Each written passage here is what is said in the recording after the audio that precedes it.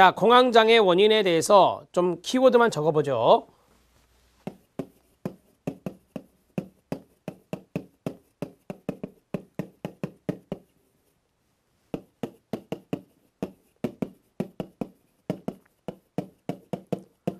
자, 생물학적 원인론에 보면 교감신경계,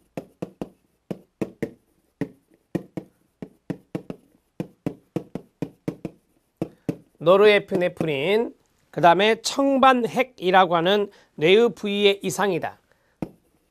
뇌의 청반핵,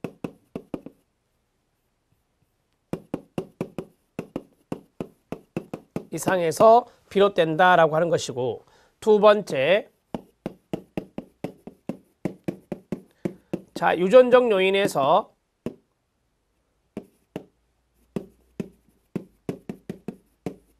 일란성과 이란성이 있는데 일란성에서 일치율이 높다라고 했습니다. 세 번째, 정신분석이론.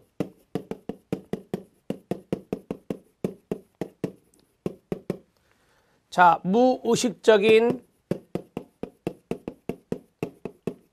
갈등, 그 다음에 어린 시절의 외상,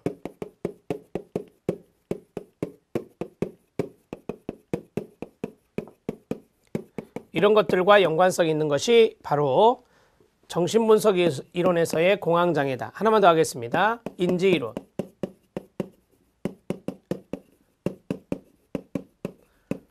파국적 오해석, 잘못된 해석을 말하는 거예요. 파국화가 원인이 된다. 이렇게 정리할 수 있겠습니다. 간단하게 적어봤습니다.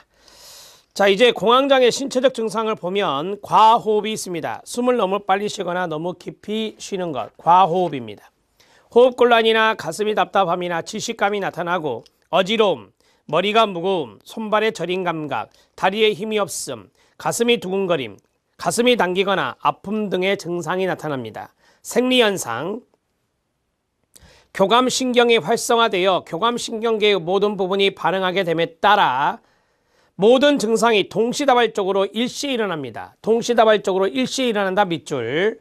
교감신경계가 활성화되면 혈관계에도 영향을 미쳐서 가로 심장 박동수 강도가 증가됩니다. 혈류의 변화로 피부 손발이 차갑고 저리거나 따끔거리고 얼굴이 화끈 달아오르기도 합니다. 끊어요. 땀이 많이 나게 되는데 그게 바로 교감신경계의 활성화 때문입니다. 기타입니다. 입마름, 구토, 거북함, 변비, 통증, 떨림, 눈동자 커짐, 눈부심 등의 증상이 나타난다라고 했습니다. 밑줄 쫙 그어주시기 바랍니다. 자, 이러한 증상도 시험에 잘 출제가 되기 때문에 잘 기억해 놓으셔야 됩니다. 기출문제 확인 학습, 공황장애 치료 들어갑니다. 공황장애 치료에서 약물치료와 인지행동치료와 공황통제치료가 있는데 3번 별표. 자, 약물치료 들어갑니다. 공황장애에서 사용되는 약물은 항우울제, 세로토닌 재흡수 억제제와 항불안제가 있습니다. 항우울제는 치료 효과가 오래 유지되고 공황 발작을 예방하는 효과가 있으며 습관성이 없습니다. 항불안제는 항우울제에 비해 치료 효과가 바로 나타나 불안을 빠르게 감소시켜주지만 치료 효과가 수시간 정도만 지속되고 습관성이 있어서 정신과 전문의의 관리하에 복용되어야 합니다. 자, 공황 증상이 호전되면 재발 방지를 위해서 8개월에서 12개월간 지속적으로 약물을 복용하는 게 좋습니다. 자, 인지행동 치료입니다. 공황 발작을 경험한 사람은 또다시 그러한 고통스러운 공황 발작을 경험하게 될까봐 항상 불안해합니다.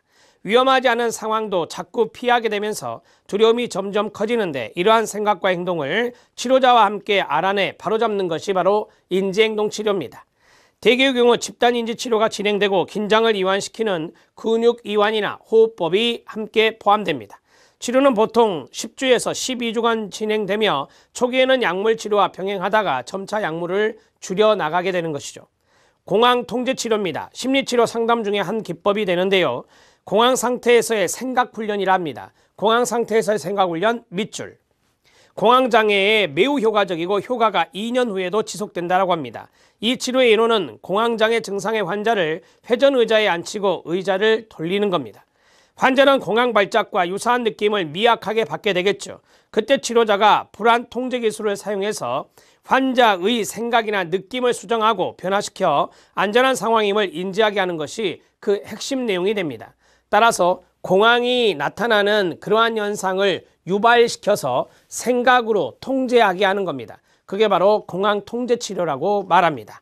공황 통제 치료 정리해 놓으셔야 됩니다. 자, 그러면 원인을 했으니까 치료에 대해서 보면 치료는 약물 치료가 있다. 약물 치료는 항우울제나 항불안제를 쓴다. 자, 그 다음에 두 번째 인지행동 치료가 있다. 자, 인지행동 치료는 우리가 이제 점진적 이완 방법, 이러한 것 등이 바로 인지행동 치료에서 쓸 수 있는 기법들이고요. 세 번째가 공황 통제 치료입니다.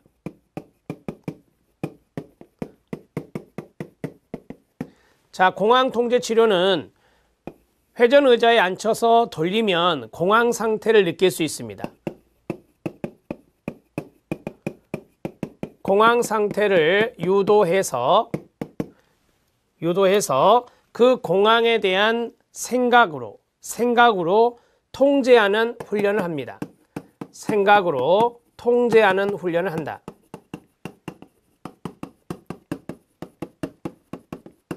이런 것들을 공황 통제 치료다, 이렇게 정리하시면 되겠습니다. 자, 세 가지 말씀드렸습니다. 여러분 교재에 있는 대로 정리해 드렸습니다. 자, 광장공포증 들어가도록 하겠습니다. 광장공포증을 지닌 사람은 다음 5가지 상황 중에 2가지 이상에서 현저한 공포와 불안을 나타내게 된다라고 했는데요. 자, 우리가 이제 이 공황장애하고 광장공포증을 좀 구분할 필요가 있죠. 공황장애에서 한 가지 제가 빠뜨린 게 있는데, 여성과 남성의 비율에서 여성이 높다는 것도 하나 적어주시기 바랍니다. 첫 번째가 대중교통 이용, 열린 공간에 있는 것, 그 다음 밀폐된 공간에 있는 것, 그 다음에 줄서기 군중 속에 있는 것, 집 밖에 혼자 있기, 이런 건데요. 아까 앞에서 비양의 사례가 있었잖아요. 거기서 터널이 있었습니다. 따라서 이 광장공포증을 동반한 공황장애라고 보시면 되겠는데요. 첫 번째 대중교통 이용입니다. 자동차, 버스, 기차, 배, 비행기입니다. 앞에 비양 같은 경우는 버스에 있었죠. 그 다음에 열린 공간에 있는 것, 주차장, 시장, 다리. 그 다음에 밀폐된 공간에 있는 것은 상점, 공연장, 영화관. 그 다음에 줄서기, 군중 속에 있기나 집 밖에 혼자 있기인데, 주의! 만약 회피가 하나의 특정 상황이나 소수의 특정 상황에 한정되어 있다면 특정 공포증의 진단을 고려해 볼 필요가 있겠죠. 끊어요. 회피가 오로지 사회적 상황에만 국한되어 있다면 당연히 사회 공포증의 진단을 고려해 볼 수 있겠습니다. 상황을 회피하거나 여행을 제한한다. 공황 발작이나 공황과 유사한 증상이 일어나는 데 대한 현저한 불편감이나 불안을 참고 견디거나 동반자를 필요로 하는 경우입니다. 이러한 장애는 전형적으로 6개월 이상 지속됩니다.